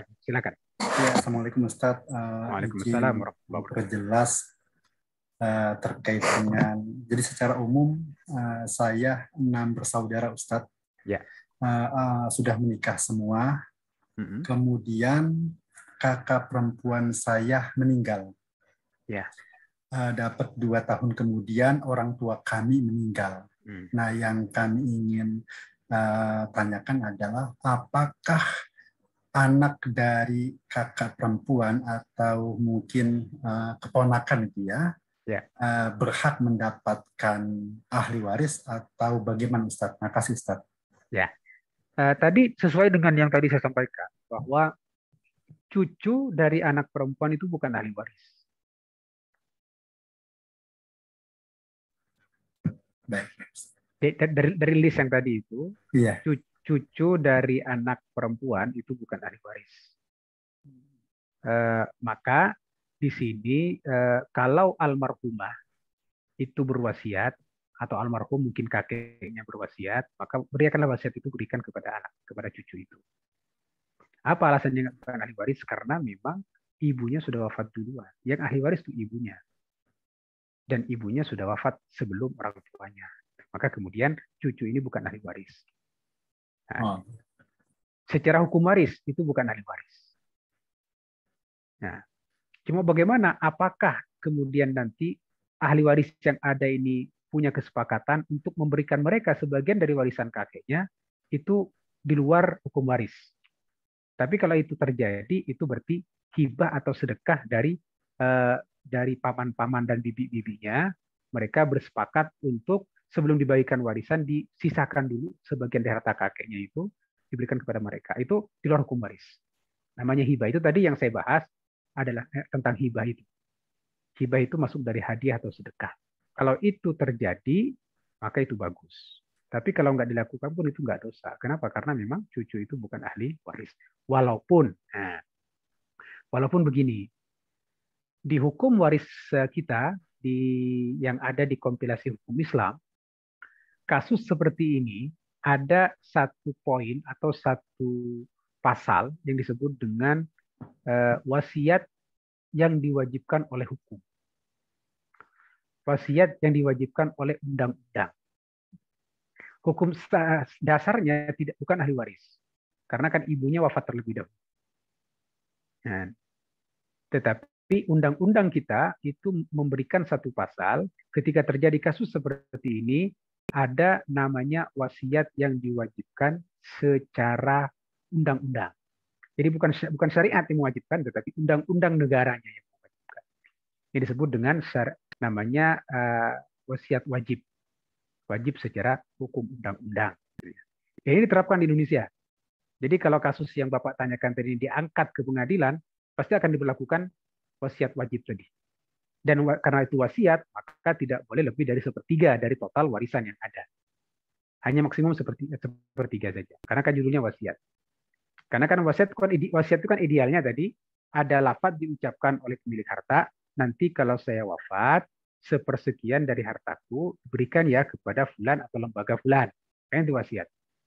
Tapi di sini almarhum atau almarhumah ini tidak bilang apa-apa. Tidak juga membuat tulisan apapun untuk cucunya ini. Yang bukan ahli waris ini. Tetapi karena itu terjadi, maka kemudian hukum negara kita memberlakukan wasiat yang diwajibkan oleh hukum. Dan nanti maksimum 1/3 saja.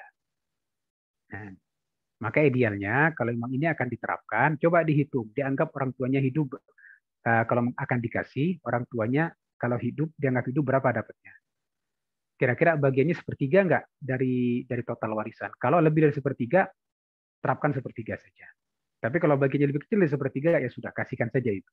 Maka gampangnya itu kalau mau diterapkan adalah, walaupun ini tidak diwajibkan dalam hukum waris, tetapi diberlakukan oleh undang-undang waris kita, maka anggap orang tuanya kita hidup, kemudian nanti bagiannya diberikan kepada anak-anak itu. Selama bagian ibunya ini tidak lebih dari 1/3. Tidak lebih dari 1/3. Tapi kalau lebih, 1/3 saja.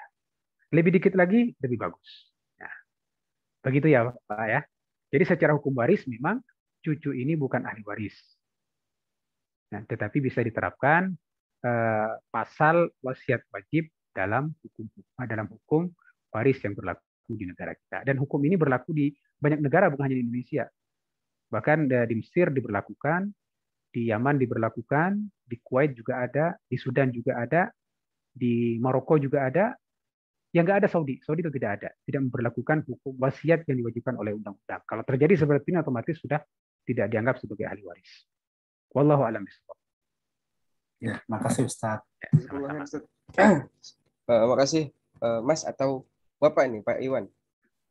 Bebas Pak, bebas. Oh, insya Allah. Okay. Baik, Mas Iwan, terima kasih pertanyaannya. Insya Allah telah dijawab oleh Ustadz Amir Hamzah. Baik Ustadz, banyak banget nih Ustadz, pertanyaannya. Nampaknya materi tidak cukup 2 SKS ya Ustadz. Ya. Tapi nanti ini materinya saya di-share ya ke para peserta ya. Nanti akan saya share ke grup. Insya Allah Bapak Ibu yang belum masuk grup, silakan isi presensi karena link grup Ramadan 1 insya Allah tertera di link presensi. Makanya untuk diisi link presensinya. Terima kasih. Dan masih ada banyak nih Ustaz, pertanyaannya. Mungkin saya bacakan ya Ustaz ya, yang silakan. Ada di kolom chat. Ada beberapa. Salah satunya gini Ustaz. Dari Ibu Siti Ngaisah. Apakah disebut waris apabila pembagian tidak menggunakan hukum waris? Apakah berdosa? Bagaimana Ustaz? Kalau pembagian warisan menyimpang dari hukum waris, maka disitulah ada pelanggaran terhadap ketentuan Allah. Sehingga yang melakukan itu masuk dalam kategori melanggar hukum ya. sehingga ada dosa yang akan didapatkan. Itu yang pertama. Yang kedua, harta yang diambil kalau lebih dari haknya bisa menjadi harta yang tidak halal. Misalnya orang seharusnya haknya cuma sepertiga atau seperempat lah, saya tiba-tiba ngambil separuh, maka selebihnya itu akan menjadi harta yang tidak halal. Karena otomatis mengambil hak orang lain. Sehingga penerapan haris itu wajib bagi kita orang yang beriman. Namun begini yang perlu kita catat. Boleh nggak sih semua ahli waris ini, boleh nggak kemudian setelah tahu bagiannya masing-masing, anak laki-laki tahu bagiannya besar, anak perempuan separuh dari bagian anak laki-laki. Cuma kata anak laki-laki, udah alhamdulillah saya harta banyak, rezeki juga Allah mudahkan, udahlah saya nggak ngambil bagian dari waris, semuanya buat kamu ke anak perempuan. Boleh nggak begitu? Atau sudahlah nggak apa-apa, saya relakan dibagi rata saja. Berarti nanti otomatis bagian laki-laki berkurang dan bagian anak perempuan bertambah. Kalau memang itu berasal dari kesepakatan bersama, di mana semuanya ikhlas, yang kurang memang dia ingin mendermakan bagian haknya kepada saudaranya agar mendapatkan bagian yang lebih, nggak apa-apa. Tapi yang penting tadi dia melakukan itu karena sukarela. Nah, sukarela. Tapi kalau kemudian pokoknya harus dibagi rata, saya nggak mau kalau nggak rata, itu yang kemudian ada masalah. Sehingga yang lain ya sudah, timbang ribut, nggak apa-apa. Nah, dia akhirnya ngikut itu bukan karena ridho, tapi karena terpaksa. Ini yang kemudian perlu kita catat. Nah, kenapa? Karena ketentuan Allah itu sudah wajib kita laksanakan. Kenapa Allah membaginya macam-macam? Ada yang setengah, ada yang seperempat, seperdelapan. Karena Allah itu kan maha tahu terhadap kemaslahatan hambanya. Dan Allah maha tahu terhadap kemaslahatan hambanya. Dan Allah juga maha tahu siapa yang lebih berhak untuk mendapatkan harta dari seseorang yang sudah wafat. Sementara pengetahuan manusia kan terbatas. Nah, kita kira anak perempuan dengan anak laki-laki sejajar. Kenapa harus dibedakan? Kan begini konsepnya itu. Dalam Islam, perempuan wajib bekerja nggak? Nggak wajib. Perempuan wajib memberikan nafkah nggak? Nggak wajib. Perempuan itu cukup tinggal di rumah, itu nafkahnya sudah datang dari suaminya. Yang wajib memberikan nafkah itu si suami. Laki-laki maksudnya. Kebayang sekarang kalau ada anak perempuan, taruh anak perempuan dapat 100 juta. Anak laki-laki dapat 200 juta. Anggap ini contoh saja. Bagaimana kita akan membuat sebuah simulasi agar kita paham bahwa ternyata perempuan dikasih saja itu sudah sangat besar sekali. Sehingga tidak perlu menuntut dibagi rata. Anak perempuan dapat 100 juta, anak laki-laki dapat 200 juta. Kemudian si anak laki-laki ini menikah. Dia punya istri, dia harus ngasih nafkah buat keluarganya. Mungkin dalam hitungan sebulan, 2 bulan, setahun, 2 tahun itu habis harta 200 juta.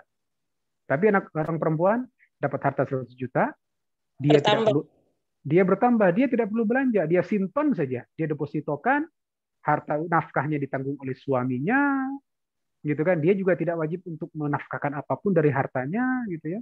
Maka bisa jadi harta dia bertambah dalam tempo bertahun-tahun ke depan. Makanya sebenarnya Islam ketika memberikan warisan kepada perempuan itu justru sebenarnya Islam sangat kemudian mengangkat derajat perempuan, sangat menjaga perempuan dari kezaliman. Karena mengkontraknya perempuan ya di rumah untuk kemudian mendidik anak, kemudian menjaga harta suami ketika suaminya tidak ada di rumah. Sementara suami ya tugasnya untuk mencari rezeki. Begitu dapat diberikan kepada keluarga anak-anaknya. Makanya wajar kalau kemudian anak laki-laki dapat harta lebih banyak. Di sisi lain, ketika nanti ada apa-apa dengan orang tua misalnya, biasanya lebih banyak bertanggung jawab tuh ya anak laki-laki.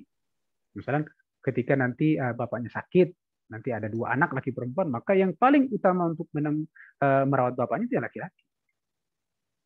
Yang paling utama. Maka karena dia paling banyak, kewajibannya paling banyak, maka otomatis ketika ada pembagian warisan dia wajar kalau kemudian dia mendapatkan lebih banyak. Begitu ya Bu Aisyah ya. Jadi kalau ada penerapan hukum waris tidak sesuai dengan ketentuan Allah itu melanggar hukum dan bisa berdampak dosa. Dan harta yang dimakan jika lebih dari haknya itu akan menjadi harta yang tidak baik, kecuali kalau diridhokan. Kalau direlakan oleh yang harta yang keambil mungkin lebih ringan. Makanya kalau sudah terlanjur ada pembagian harta yang tidak sesuai dengan syariat, langsung dikumpulkan saudaranya, coba gimana kalau kita sering ikhlasan yang dulu sudah terlanjur dibagi, biar tidak menjadi harta yang tidak barokah. Gitu. Nah, nanti biar yang tidak setuju dia minta tambahan, harus dikasih tambahan, harus ada yang mengembalikan. Itu konsekuensi. Kalau kita ingin semua harta yang kita dapatkan itu barokah dan sesuai dengan ketentuan Allah Subhanahu wa Ta'ala. Ya. Begitu ya, Bu Aisyah ya. Iya, terima kasih Ustaz. Sama-sama. Baik, terima kasih Ustaz atas jawabannya dan terima kasih Ibu Siti yang telah bertanya. Insya Allah telah dijawab oleh Ustaz. Baik, mungkin selanjutnya yang ingin bertanya silahkan mengaktifkan mic-nya. Kita selang-seling, satu dari kolom chat, satu dari mic, silahkan. Yang ingin langsung bertanya kepada Ustadz, silahkan. Jika tidak ada, mungkin akan saya bacakan kembali di kolom chat. Karena banyak banget nih ya pertanyaannya, Ustadz. Karena materi sangat luar biasa nih, Ustadz. Mungkin akan saya, tidak semua pertanyaan akan saya bacakan, Ustadz. Mungkin ini, Ustadz. Izin bertanya, ada seorang suami sebelum meninggal meminta atau mewasiatkan kepada istri agar tidak menikah lagi dan sang istri mengiyakan. Jika kemudian sang istri menikah, apakah hukumnya ya Ustadz? Oh, Masya Allah. Ini dari Mas Iwan kembali nih. Itu wasiat yang menurut saya wallahu a'lam. Itu titipan tetangga Ustadz. Ya, wasiat itu wasiat yang tidak harus dilaksanakan menurut saya. Tidak harus. Ya, jadi bisa dilanggar. Kenapa? Karena memang justru maslahatnya itu tidak banyak. Justru bisa mengandung mudarat, bisa jadi. Itu ya. Bayangkan nanti istri ini masih muda, dia masih panjang gitu kan. Kalau kemudian dia wasiat dari suaminya, dia kemudian bisa terlampung. Artinya tidak ada yang menanggung hidupnya, bahkan bisa bermaksiat. Maka wasiat seperti ini tidak wajib dilaksanakan. Karena walaupun tidak murni ketaatan. Tetapi kalau ada istri yang kemudian memilih taat kepada suaminya, tidak menikah pun nggak apa-apa. Tetapi tidak wajib dilaksanakan. Walaupun dilanggar, insya Allah itu termasuk yang tidak ada masalah. Karena kalau dilanggar, diikutin malah bisa jadi mengundang maksiat. Perempuan ya, siapa yang perempuan? Nggak ada laki-laki yang kemudian menjamin hidupnya, melindungi hidupnya. Perempuan kan butuh ada orang yang bisa menanggung hidupnya, menjamin keselamatannya, menjaga kehormatannya. Gitu. Nah, maka wasiat seperti ini termasuk wasiat yang tidak wajib dilaksanakan dan boleh untuk diabaikan. Wallahu alam ya. Nah. Jazakumullah khair, Ustaz. Ya, sama-sama. Terjawab ya Mas Iwan ya, Insya Allah ya. Masya Allah. Baik, Ustaz, satu pertanyaan lagi nih, Ustaz. Maaf, izin bertanya. Ustadz, bagaimana kalau warisan itu ada yang ditunda? Misalnya ada 2 tanah, sementara yang dibagikan cuma 1 dan satunya masih utuh. Nah, itu bagaimana, Ustadz? Pembagian warisan itu tidak harus sekaligus dan tidak harus secepat mungkin. Memang tadi kita bahas di awal, secara hukum hak pemiliknya sudah berpindah. Begitu yang punya tanah awalnya wafat, maka secara hak kepemilikan sudah menjadi hak ahli waris. Secara hak ya. Maka kemudian secara hak sudah berpindah. Tapi pembagiannya itu tidak harus sekaligus. Tapi bisa ditunda tergantung dengan kemaslahatan yang ada. Tergantung kemaslahatan. Selama tidak mengandung mudarat dan tidak akan memicu terjadinya tindak kezaliman dari salah satu ahli waris terhadap objek waris tadi, itu nggak masalah ditunda. Tapi kalau kemudian penundaan ini akan berdampak kepada kezaliman, misalnya nanti tanah itu akan hanya digunakan oleh satu orang ahli waris saja, yang lain kemudian tidak menerima manfaatnya, karena mereka tidak merelakan, itu bisa berdampak kepada kezaliman, sehingga perlu segera dibagi gitu ya. Jadi bisa ditunda tergantung kemaslahatan, dan pembagian juga tidak harus sekaligus. Misalnya ada 10 tanah nih, begitu laku 1, ya sudah bagi aja yang laku ini nilainya, misalnya dijual, nanti uangnya dibagi sesuai dengan bagian warisan. Nanti yang kedua nunggu sampai ada pembeli lagi, gitu ya. Kecuali kalau akan dibagi ke fisiknya, misalnya tanah ada 10, langsung dibagi di petak-petak, begitu kan, sesuai dengan nilainya dikasihkan nggak apa-apa. Tapi kalau intinya tanah itu akan dijual semua, maka pembagiannya bisa ditunda tergantung dengan kemaslahatan gitu ya. Jadi laku satu dibagi, kemudian laku lagi dibagi lagi gitu ya. Bahkan boleh juga harta warisan itu berupa tanah, misalnya tanahnya luas, ini sayang kalau kemudian dibagi fisiknya. Sebaiknya gimana kalau kemudian disepakati udah kita sewakan saja, atau kita bagi hasil sama orang, disewakan sama petani gitu kan, nanti hasilnya akan dibagi, itu pun boleh. Itu pun boleh. Jadi yang akan dibagi adalah sesuatu yang dihasilkan dari harta itu. Nah, misalnya contoh lain, perusahaan berupa perusahaan. Perusahaan ini kan menghasilkan, bekerja terus. Maka susah untuk dibagi, apalagi dijual, sayang. Jadi mending dibagikan adalah hasilnya. Dikelola perusahaannya, nanti hasil dari perusahaan ini nanti dibagi sesuai dengan bagian warisan. Maka nanti dari keuntungannya ada yang dapat sepertiganya, dapat seperempatnya, dapat seperenamnya, dapat seperdelapannya. Ya, mungkin bahasanya dibagi, sahamnya saja yang dibagi. Jadi boleh ya kalau memang tidak sekaligus langsung dibagi dalam satu waktu, tapi tergantung dengan kemaslahatan. Ini banyak dilakukan pada orang yang tanah peninggalannya tidak hanya uang, tapi juga ada rumah, ada kendaraan, ada ternak, ada sawah yang banyak sekali, maka dibagi sesuai dengan. Tapi kalau mau dibagi begini, atau kalau dibagi kepemilikan boleh juga. Jadi semua harta itu dinilai, digabungkan misalnya uangnya berapa, rumah nilainya berapa, tanah nilainya berapa, kemudian kendaraan berapa, digabungkan total sampai ketemu nilai total warisan berapa, kemudian dibagi. Misalnya anak pertama dapat nilai misalnya 2 miliar. Anak kedua karena perempuan dapat 1 miliar. Nanti baru tuh, nah tanah yang sana itu nilainya 1 miliar. Ya sudah, tanah itu diberikan aja kepada anak yang perempuan. Berarti nilai tanah anak perempuan dapat 1 miliar sudah dalam bentuk tanah. Karena kebetulan tanahnya nilainya 1 miliar. Nanti anak laki-laki dapat rumah nilainya 1 miliar plus dengan tanah 1 miliar. 2 miliar kan? Gitu kan? Berarti anak laki-laki dapat tanah dan dapat rumah. Itu nggak apa-apa begitu juga. Jadi tidak harus dijual. Jadi bisa dibagi fisik, tetapi fisik itu dinilai dulu.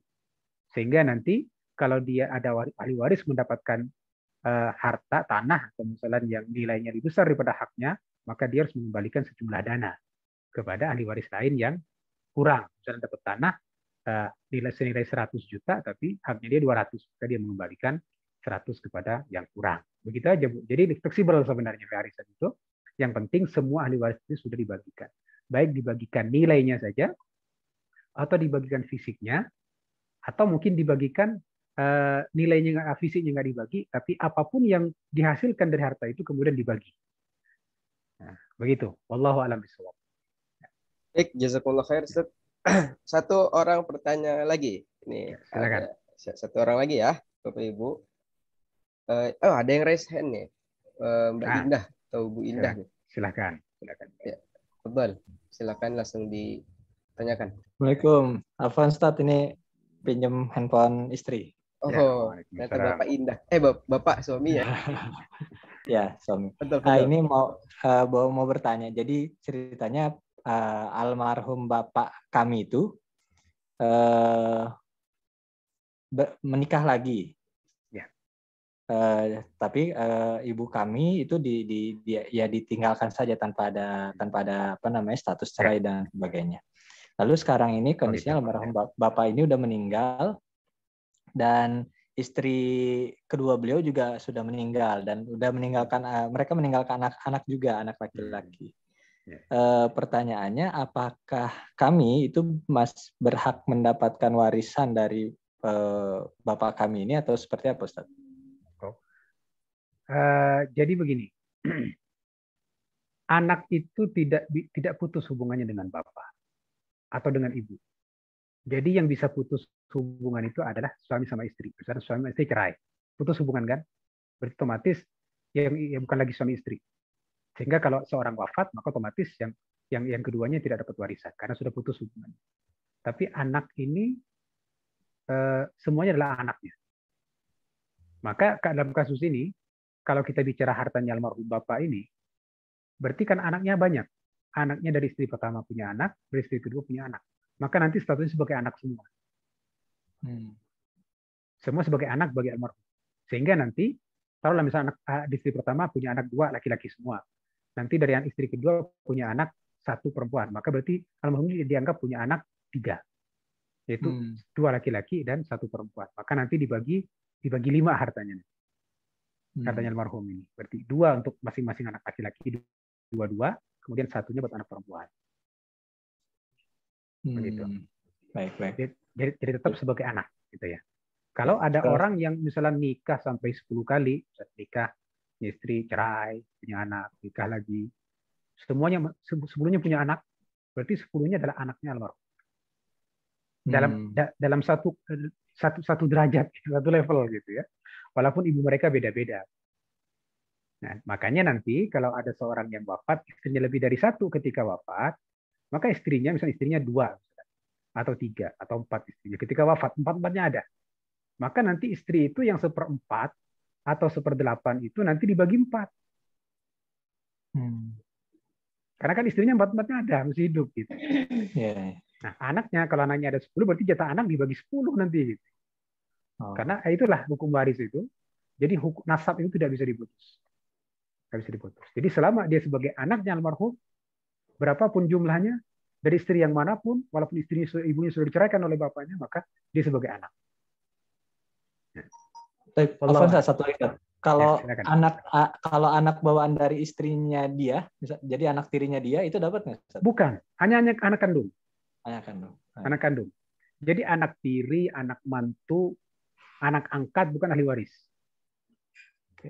Jadi hanya anak yang dari almarhum saja. Dari istri yang manapun, kalau laki-laki, atau kalau perempuan dari suami yang manapun, hasil dia anak dia dengan suami yang manapun, itu anak dia. Adapun kalau misalnya ada orang menikah dengan perempuan, dia sudah punya anak sama suaminya yang sebelumnya, maka dia bukan anaknya ini, tapi dia anaknya istrinya gitu. Nanti kalau istrinya yang wafat, baru dia dapat sebagai anak. Gitu. Jadi semua tadi yang list itu dikaitkan semua dengan almarhum. Jadi ayah kandungnya almarhum, anaknya almarhum, cucunya almarhum, ibunya almarhum, semua dikaitkan kepada almarhum.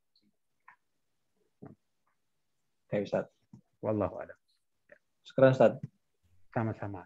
Baik, terima kasih kepada Bapak yang telah bertanya dan alhamdulillah telah dijawab oleh Ustadz. Karena kita telah di ujung agenda kajian dan sudah ingin mendekati azan maghrib dan berbuka puasa. Oh iya, sudah jam. Iya. Mungkin akan kita akhiri. Sebelum kita akhiri, saya ingin mengucapkan terima kasih dulu kepada Ustadz telah mengisi kajian yang sangat luar biasa dengan tema fikih praktis waris waris dan wasiat. Nah, terima kasih Ustadz telah mengisi kajian dan terima kasih juga kepada Bapak Ibu sekalian telah hadir.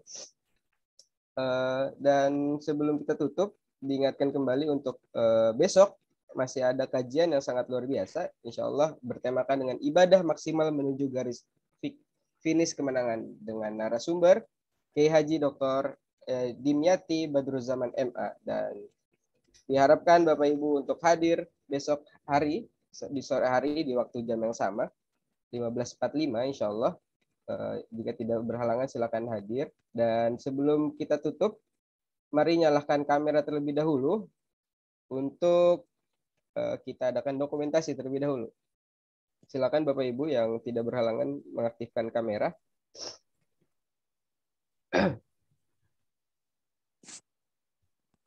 Ya, ada lagi yang masih ingin mengaktifkan kamera? Kami masih tunggu. Silakan. Baik, sudah ada beberapa. Terima kasih Bapak Sukandar, Mbak Gebrina, dan Mas Iwan. Terima kasih telah mengaktifkan kamera. Baik, akan 2 kali ya saya foto ya. Akan saya screenshot 2 kali. Bismillah. Hitungan ketiga, 1, 2, 3. Seperti biasa. Buncis. Oke. 1, 2, 3. Buncis. Iya. Ada lagi? Oke. Terima kasih kepada Bapak Ibu yang telah hadir. Akhirul kalam. Kita tutup kajian pada sore hari ini dengan baca hamdalah. Alhamdulillahirrabbilalamin. Sempurnakan dengan doa kafaratul majlis. Subhanakallahumma wa bihamdika asyhadu an la ilaha illa anta astaghfiruka wa atubu ilaik. Terima kasih. Saya MC Muhammad Abdul Aziz undur diri. Ada Taufik Sekalidah Hidayah. Wabillahi taufiq wal hidayah. Assalamualaikum warahmatullahi wabarakatuh. Waalaikumsalam warahmatullahi wabarakatuh.